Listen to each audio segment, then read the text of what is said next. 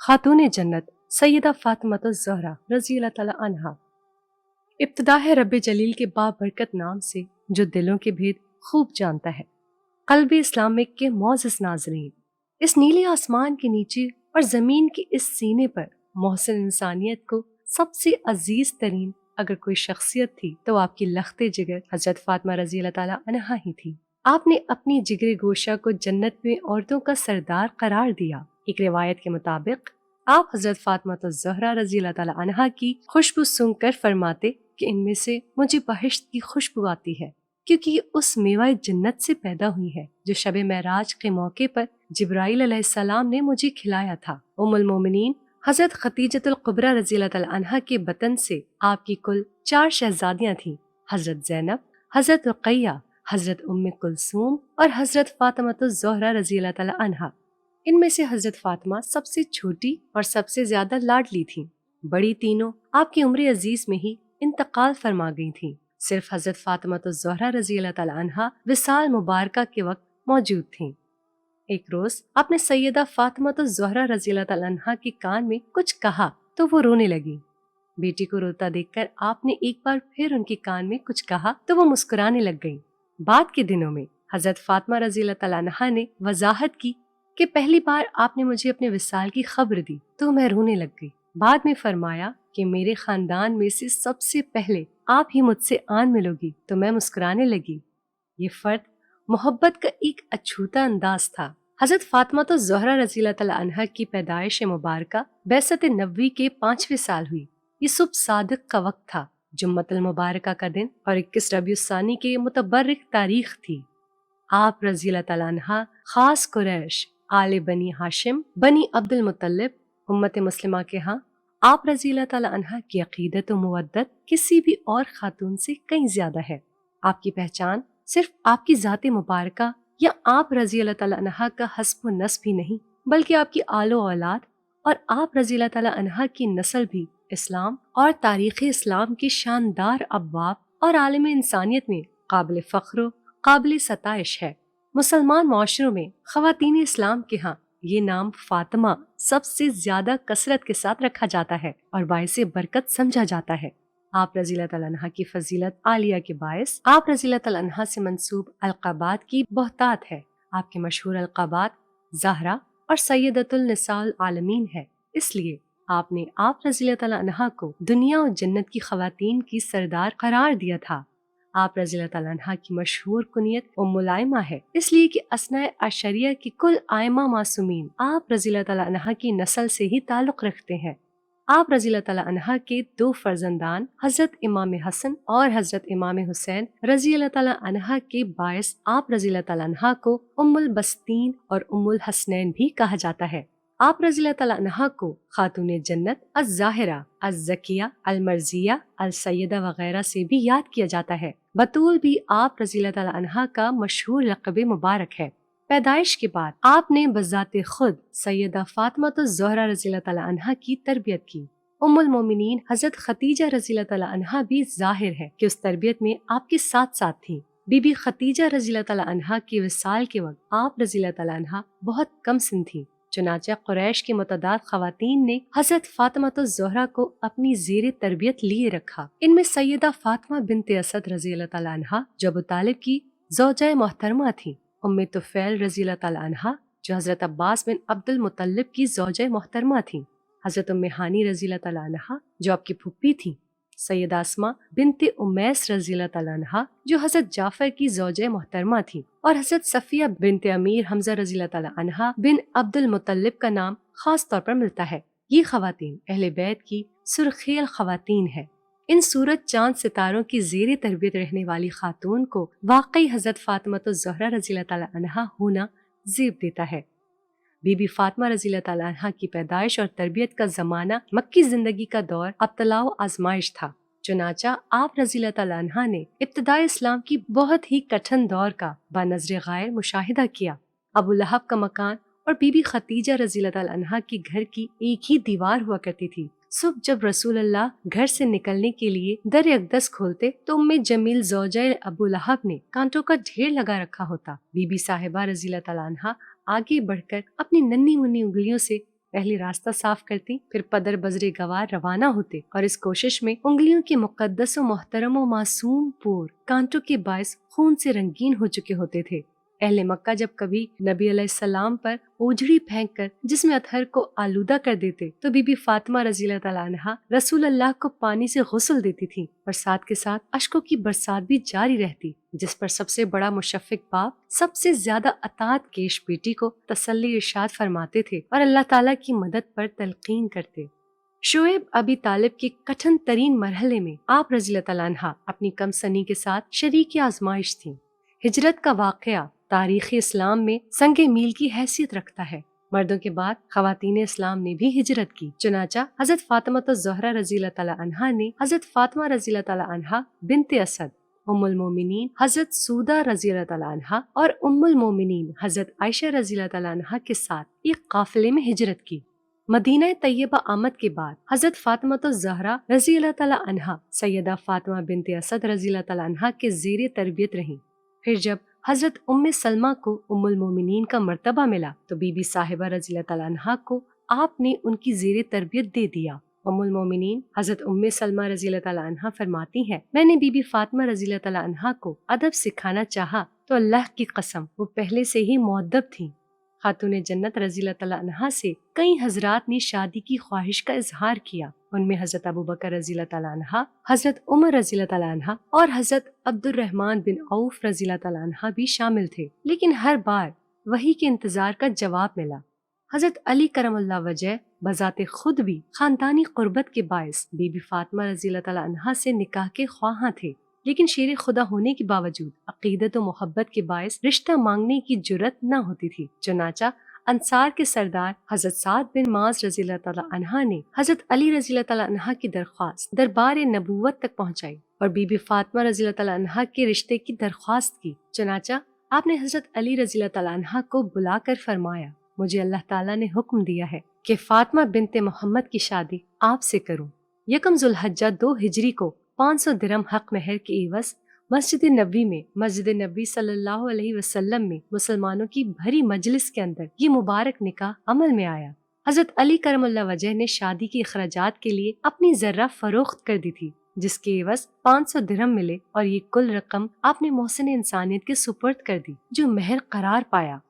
جہیز کے سامان کے لیے آپ نے حضرت مقداد رضی اللہ تعالیٰ عنہ بن اسود، حضرت سلمان فارسی رضی اللہ تعالیٰ عنہ اور حضرت بلال رضی اللہ تعالیٰ عنہ کو رقم دے کر بھیجا۔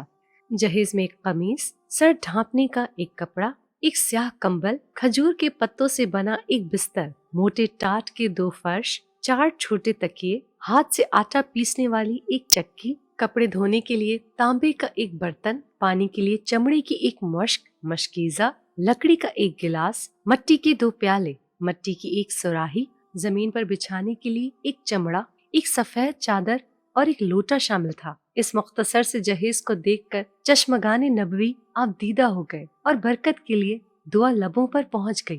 رخصتی کے وقت حضرت فاطمہ الزہرا رضی اللہ تعالیٰ عنہا اشہب نامی اونٹنی پر سوار تھی اور اس کی مہار حضرت سلمان فارسی رضی اللہ تعالیٰ عنہا نے تھامی تھی۔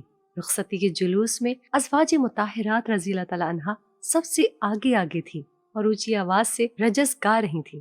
خاص طور پر حضرت عائشہ رضی اللہ تعالیٰ عنہا نے جو رجز گایا، اس میں فرمایا کہ حضرت فاطمہ رضی اللہ تعالیٰ عنہا کو ساتھ لے کر چلو، اللہ تعالیٰ نے ان کے ذکر کو بلند کیا ہے اور ان کے لیے انہی کے خاندان کے ایک پاک و پاکیزہ فرد کو شوہر بنایا ہے۔ ام المومنین حضرت ام سلمہ رضی اللہ تعالیٰ عنہا اور ام المومنین حضرت حفصہ رضی اللہ تعالیٰ عنہا نے بھی اونچی آواز میں رجز گائے۔ آپ اس دوران خواتین سے کہتے جا رہے تھے کہ رجز پڑھیں اور اللہ تعالیٰ کی تکبیر بلند کریں اور کوئی ایسی بات نہ کرے جس سے اللہ تعالیٰ ناراض ہو۔ بنی ہاشم کے نوجوان ننگی تلواریں لیے ہم رکاب تھے۔ مسجد نبوی کے دامن میں چلنے کے بعد بی بی فاطمہ کو حضرت علی کے گھر میں اتارا گیا۔ آپ نے پانی منگوایا اور اس پر دم کر کے بی بی فاطمہ رضی اللہ تعالیٰ عنہا اور حضرت علی کے سر، بازوؤں اور سینے پر چھڑکا اور دعا فرمائی کہ اے بار اللہ، میں ان کی نسل کو شیطان مردود سے تیری پناہ میں دیتا ہوں۔ حضرت علی رضی اللہ تعالیٰ عنہ کے حجرے اور حجرہ حضرت عائشہ صدیقہ رضی اللہ تعالیٰ عنہ کے درمیان ایک اور صحابی رسول کا حجرہ تھا، شادی کے بعد آپ نے اس مسلمان سے کہا تو اس نے حضرت علی سے اپنا حجرہ تبدیل کر لیا، گویا لخت جگر سے اتنی قلیل مسافت بھی مزاج نبوی پر گراں تھی۔ آپ جب فجر کی نماز کے لیے نکلتے تو حضرت علی کے حجرے کا دروازہ بجاتے اور فرماتے کہ اے اہل بیت، نماز کے لیے چلو۔ شادی کے بعد خواتین نے حضرت فاطمہ الزہرا رضی اللہ تعالی عنہا کو تانے دیے کہ تیرا شوہر غریب ہے۔ آپ کو یہ بات معلوم ہوئی تو آپ نے فرمایا کہ فاطمہ، میں نے تیری شادی ایک ایسے فرد سے کی ہے جو اسلام میں سب سے اول ہے، علم میں سب سے اکمل اور حلم میں سب سے افضل ہے اور حلم میں سب سے افضل ہے۔ پھر آپ نے فرمایا، اے فاطمہ، کیا تمہیں نہیں معلوم کہ دنیا و آخرت میں علی میرا بھائی ہے؟ اس پر حضرت فاطمہ الزہرا رضی اللہ تعالیٰ عنہا مسکرانے لگی اور مطمئن ہو گئی۔ سیدہ فاطمہ رضی اللہ تعالیٰ عنہا کے دو بیٹے حضرت امام حسن رضی اللہ تعالیٰ عنہا اور حضرت امام حسین رضی اللہ تعالیٰ عنہا تھے، جبکہ دو بیٹیاں حضرت زینب رضی اللہ تعالیٰ عنہا اور حضرت ام کلثوم رضی اللہ تعالیٰ عنہا تھیں۔ شادی کے ابتدائی ایام میں حالات بہت زیادہ تنگ دستی کا شکار رہے تھے، لیکن بی بی فاطمہ الزہرا رضی اللہ تعالیٰ عنہا نے کبھی حالات کی شکایت سے اپنے شوہر کو پریشان نہیں کیا، بلکہ سود کاٹ کر یا رسی کے گولے بنا کر حضرت علی کرم اللہ وجہ کو دیا کرتی تاکہ شوہر کے ساتھ مالی معاونت ہو سکے۔ غربت اور سادگی کے باوجود حسن معاشرت کے باعث آپ رضی اللہ تعالیٰ عنہا کی شوہر کو کبھی آپ رضی اللہ تعالیٰ عنہا سے شکایت پیدا نہیں ہوئی تھی۔ سیدہ رضی اللہ تعالیٰ عنہا اپنے شوہر سے بہت پیار بھری اور محبت سے لبریز گفتگو فرماتی تھی۔ لوگوں کے سامنے کنیت ابو الحسن کہہ کر بڑے ادب و احترام سے پکارتی تھی۔ جب شوہر کے گھر آنے کا وقت ہوتا تو خود کو اچھی طرح تیار کرتی تھی اور شوہر کے لیے کشش کا باعث رہتی تھی۔ دربار نبوی سے فضا نامی کنیز میسر آئی تو گھر کا سارا بوجھ ان پر نہیں ڈالا تھا، آدھا کام خود کرتی اور آدھا کام ان سے لیتی تھی۔ بعض سیرت نگاروں نے اس کی عملی صورت یہ بتائی ہے کہ ایک دن بی بی فاطمہ الزہرا رضی اللہ تعالیٰ عنہا خانگی انبار سر انجام دیتی تھی اور فضا آرام کرتی تھی، جبکہ دوسرے دن پھر کنیز کی ذمہ داری تھی کہ وہ جملہ خانگی انبار نپٹا دے۔ سیدہ فاطمہ الزہرا رضی اللہ تعالیٰ عنہا نے مکہ مکرمہ کا دور صعوبت سمیت کئی جنگیں دیکھی، لیکن کبھی حوصلہ نہیں ہارا۔ جنگ احد میں رسول اللہ زخمی ہو گئے اور حضرت علی کرم اللہ وجہ کو 16 گہرے زخم آئے تو بی بی صاحبہ رضی اللہ تعالیٰ عنہا عین میدان جنگ میں زخمیوں کی تیمارداری، دوا دارو اور مرہم پٹی میں مصروف کار رہی اور شکوہ و شکایت یا خوف و گھبراہٹ کا شعبہ تک چہرہ مبارکہ پر ہویادہ نہیں ہوا۔ مسیحی پادریوں کا ایک وفد جب خدمت اقدس میں پیش ہوا اور گفت و شنیدے بے نتیجہ رہی تو اللہ تعالیٰ نے حکم نازل فرمایا، آپ کے پاس یہ علم آ جانے کے بعد اب جو کوئی اس معاملے میں آپ سے جھگڑا کرے تو اس سے کہیں کہ آؤ ہم اور تم خود بھی آ جائیں اور اپنے اپنے بال بچوں کو بھی لے آئیں اور اللہ تعالیٰ سے دعا کریں کہ جو جھوٹا ہوا اس پر اللہ تعالیٰ کی لعنت ہو۔ اس حکم ربانی کے بعد آپ نے مسیحوں کو دعوت مباہلہ دی اور اگلے دن آپ حضرات علی رضی اللہ تعالیٰ عنہا اور فاطمہ رضی اللہ تعالیٰ عنہا و حسن و حسین رضی اللہ تعالیٰ عنہم کے میت سے باہر نکل آئے، لیکن مسیحی اس موقع پر مباہلے کے لیے سامنے نہ آئے اور ان کے سردار نے کہا کہ میں ایسے چہرے دیکھ رہا ہوں کہ اگر یہ بد دعا دیں تو روئے زمین میں ایک بھی مسیحی باقی نہ بچے۔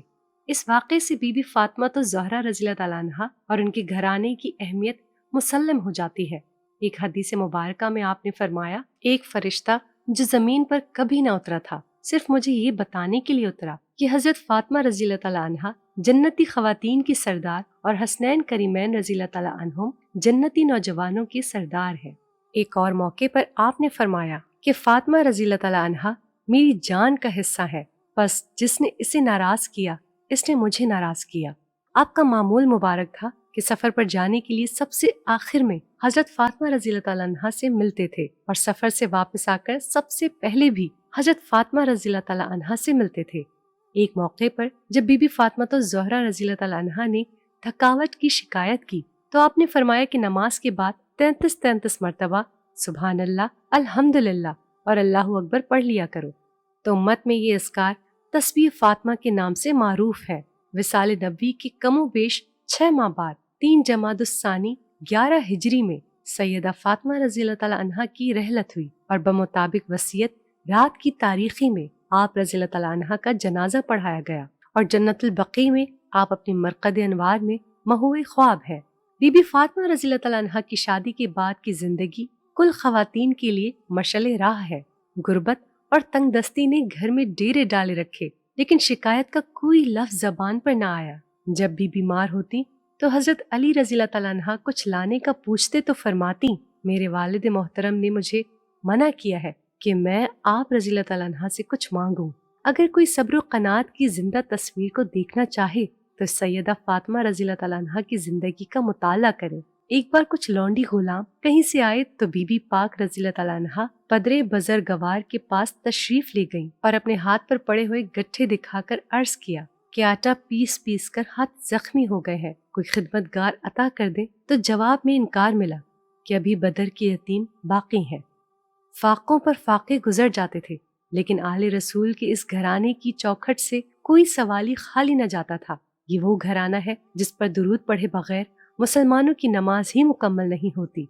इन हस्तियों से ताल्लुक व अकीदत ईमान की निशानी है और इनसे बुग़्ज़ व अदावत, शर व फसाद और तागूत की निशानियां हैं। मुसलमान औरत अगर दुनिया व आखिरत की कामयाबी और कामरानियां चाहती है तो दुख्तर रसूल से बढ़कर और कोई निस्वानी मिसाल मौजूद नहीं।